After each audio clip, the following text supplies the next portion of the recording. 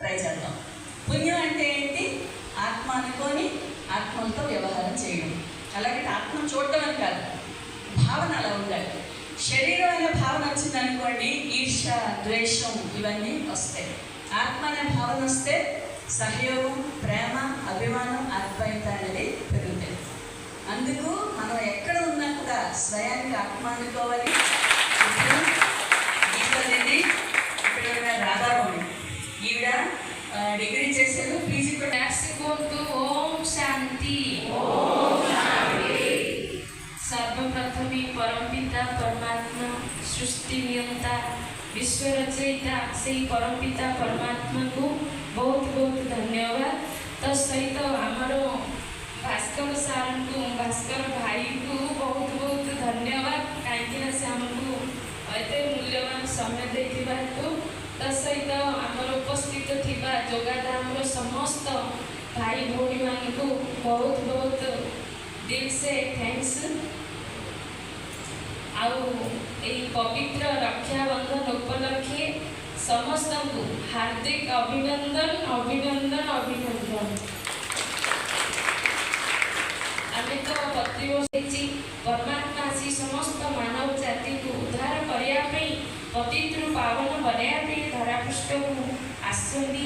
से रक्षा किए कार रक्षा कर किए मत कार रक्षा कर देखो आज सीताकर उद्धारकर्ता प्रभु रामचंद्र थिले, किंतु सीता हरण समय पाखरे किए नथिले।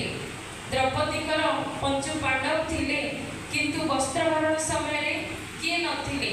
दशरथकर चारि पुत्र थिले, किंतु मृत्युवरण समय किए नथिले। अभिमन्युकर समस्ते थिले, किंतु चक्रव्यूह समय किए नथिले।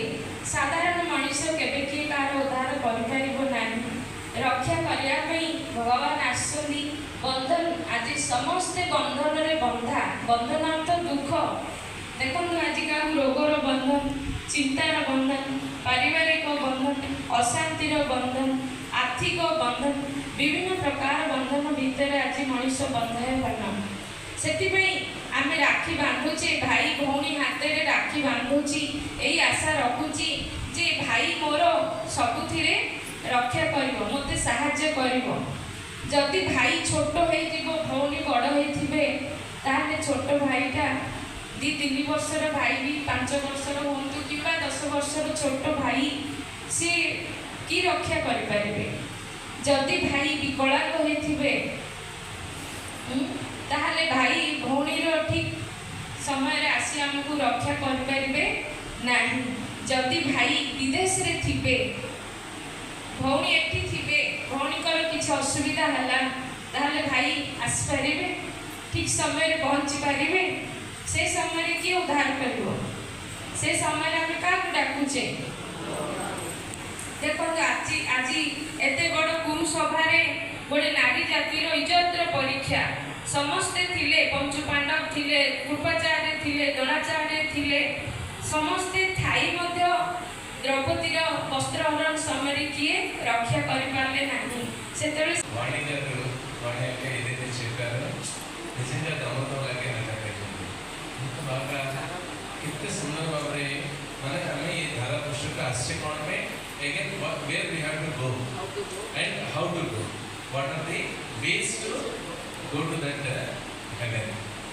దాని గురించి ఇంత క్లియర్గా చెప్పారు. ఆ తర్వాత అక్క చెప్పిన ఒక ప్రస్తావన కూడా నాకు చాలా నచ్చింది. మనం మంచి మంచిగా రాజయోగ మెడిటేషన్ కోసం చెప్పేసి నౌ ద సెలబ్రేషన్ స్టార్ట్స్.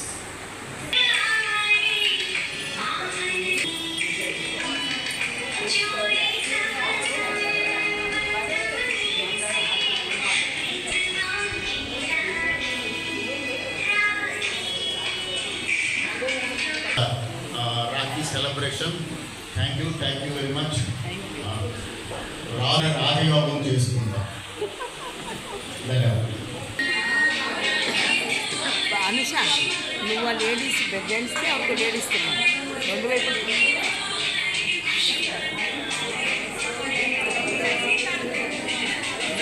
మేము కూడా వేస్తామా?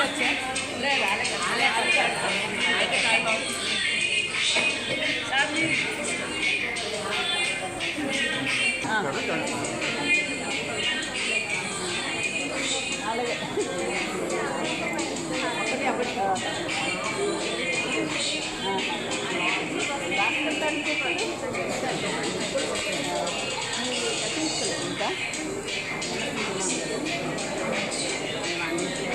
మీరు ఫస్ట్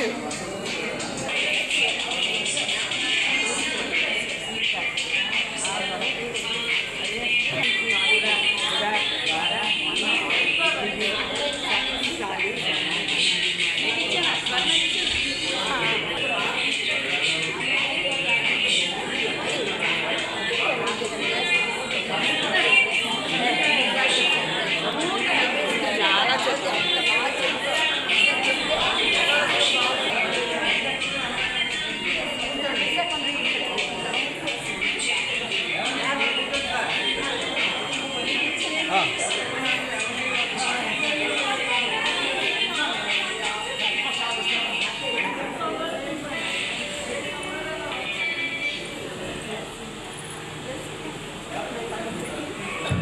రాఖీ కట్టిన తర్వాత అందరూ కూర్చొని భోజనం మాత్రం చేసిన తర్వాత డిస్పర్స్.